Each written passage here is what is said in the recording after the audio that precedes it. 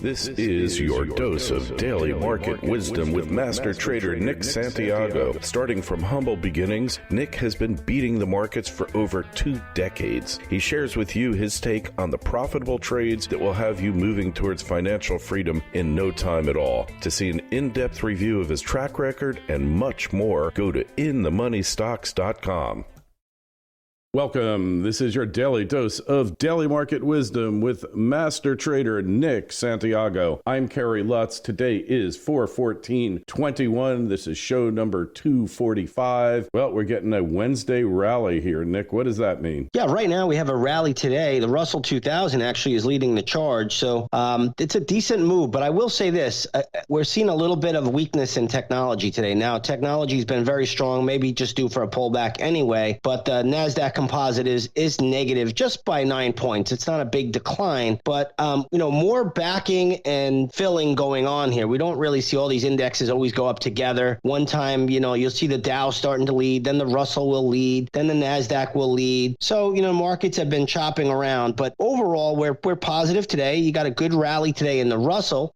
Outside of that, there's nothing really special out here. But the one thing I will say is that we keep an eye on technology now because that has caught a little bit of a bid recently. Today, a little bit weaker. So we'll see how it plays out. The one thing I always want to point out is volume trends remain very, very light. And we'll give the market a slight upside bias as long as the volume trends are light. If volume kicks in, that's a warning sign. And that tells us that things could be changing. So be aware of that. Plus, Friday is options expiration, as you know. So, just don't expect things to go straight up. We'll probably get some choppiness in here. Today is what we call Whipsaw Wednesday. So even if we're up early in the morning, we could be down later in the afternoon. All right, Whipsaw Wednesday. It's got a nice ring to it. And so the vaccine, J&J, they gave out 17 million doses. 6 women out of 17 million experienced blood clotting. So, of course, take it off the market. Yeah, I don't really get into the vaccine thing myself. It's all experimental anyway. It only has emergency use. Even the Moderna and Pfizer vaccines and AstraZeneca, they're all, emergency use only. These things haven't really, we don't know really what these things do yet. They weren't even tested on animals. So I don't really have that strong of an opinion one way or the other. I don't think the J&J did anything that the others haven't done either. So, we'll see what comes out of it. I really try to stay away from the whole vaccine news. All right, just stay away. When in doubt, stay away. And hey, there was an article in Zero Hedge. I don't know if you caught it, not trying to get political, but it said that the people who are most frightened of COVID-19 are the people least likely to get it. That's the 1834 group, which I guess is technically millennials and some Zers, Generation Zs in there. But at that age, unless they have comorbidities, they have virtually no chance of dying from it. And yet they are the generation most frightened of COVID. Go figure. Whereas like my generation, we all know we're going to die anyway. We go for it. And if we get it, we get it. But in yours, you're in the middle. You don't have anything to worry about, really. Well, you never know. I had a friend of mine that had a kidney ailment. And like you said, if you have a comorbidity, you have to be really, really careful.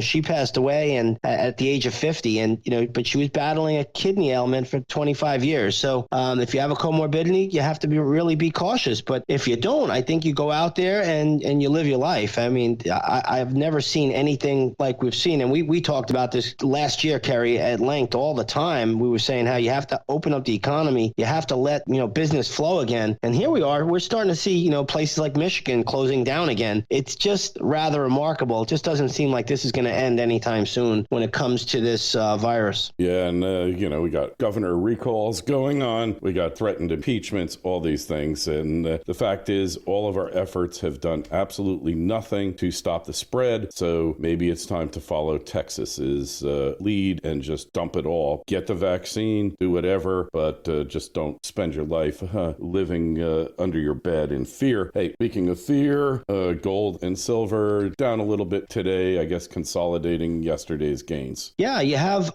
gold futures as we speak right now, just down 8 points. It's not that big a deal. It was down a little bit more earlier. The GLD today down 51 cents. Gold miners are actually positive today. GDX is actually up 12 cents. It's not a big move by any stretch, but I love the consolidation. If we could do this throughout the rest of the week into next week, week, that's setting the stage for higher prices in the precious metals. So right now, so far so good as far as gold goes. I don't really see any problem there with the precious metals, and even silver today, not acting bad. Silver's in the positive, in positive territory. It's not up big today. Silver future is just up about 4 cents, but still green on the day. That's good consolidation. That's what you want to see if you're bullish the precious metals at the moment. Yeah, well, it's really an amazing thing to watch. I've heard predictions, forecasts from a number of people who I follow saying that May is probably when you're going to see this thing take off. I don't know if it's true or not, but it seems like, an almost 1 year consolidation in the metals, probably ready. We got war drums beating in the Ukraine. We got regular incursions by the Chinese in Taiwan, and who knows what's going to happen, but it could, like you said, become the fear trade again. Yeah, and the irony of it is today is the day where we're going to get Coinbase, which is where you go and buy your Bitcoin and your cryptocurrency. Coinbase is the broker there, and they're going to go public today via direct listing. So I find that kind of ironic. Today we're going to get Coinbase going public, and the funny thing is everybody looks at Bitcoin as the alternative to the dollar, yet Coinbase is going public. It's going to be traded in dollars. So I just find it to be a little bit ironic that that's how things work out. The so-called anti-dollar solution of fiat currency is going to be priced in dollars after going public today. Is it me, or does something seem a little off here? Yeah, something is amiss for sure, and I'm not sure what it is, but I got we actually got an email from one of our listeners here asking desperately for my help. And I feel really bad for him, but somehow he got hacked and he lost $50,000 worth of cryptocurrencies, and he thought he was sending it to an exchange in Australia, and then when he pulled up the number, it was you use these keys. Everybody has a unique key, a public key and a private key, and he saw that the numbers had no relation to what he actually typed in, and as a result, man, he's out $50K. Now, I'm not saying that happens to everybody. I'm not saying it's an epidemic, but point is, if he had his money in Coinbase, that fiat dollar-based machine there, this wouldn't have happened. So, unregulated, no insurance, nothing. Coinbase, you're insured. Yeah, so I guess that's the allure, but the whole crypto world is basically about cutting out the middleman, right? Isn't it all about that you could just send money to somebody else and they get it directly without going through the middleman? So in other words, if I'm going to, say, Holland, and I land in Schiphol Airport in Amsterdam, I want to change my dollars into euro, somebody's got to do that exchange for me. They make a little piece of it in the middle. And here, Coinbase obviously does that as well. They're just a middleman in the bigger scheme of things. Obviously, they're going to have bigger plans with blockchain and getting into other operations and businesses. But point I'm trying to make is that, here we are, the anti-dollar solution, and it doesn't seem to be working all that great when you hear stories like that you could just be hacked and you could lose your entire,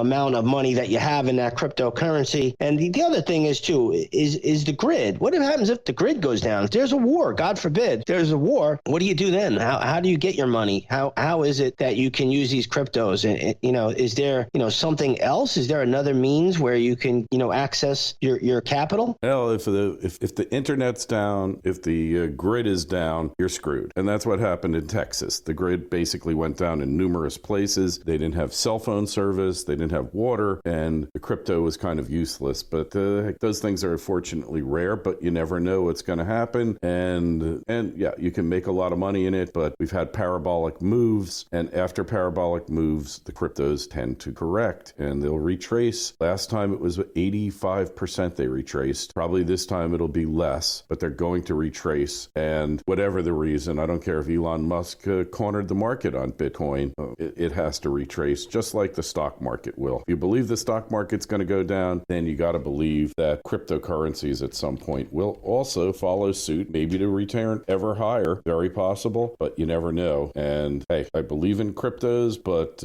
I don't believe that they're the be-all and the end-all. There's other alternatives that you have to consider. But portability-wise, it's a lot easier to move $1 million worth of Bitcoin over the border than it is to move $1 million worth of gold or silver. That's for sure. So in any event, that's it for today. Make sure you go to Nick's site, inthemoneystocks.com. A couple of great trades there that you really need to know about. Could be the trade trade of the decade. Gold is still in that position, poised for a great leap forward, and perhaps silver too. Hey, don't forget the Twitter feeds are at ITMS, at Nick Santiago 01, at Kerry Lutz, and your emails are gladly welcomed at kl@kerrylutz.com. Nick, we will talk to you tomorrow. Sounds good, Kerry. And so concludes another episode of Daily Market Wisdom with Master Trader Nick Santiago. Be sure to go to his website, inthemoneystocks.com. Don't forget the Twitter feeds at ITMS and at Nick Santiago 01.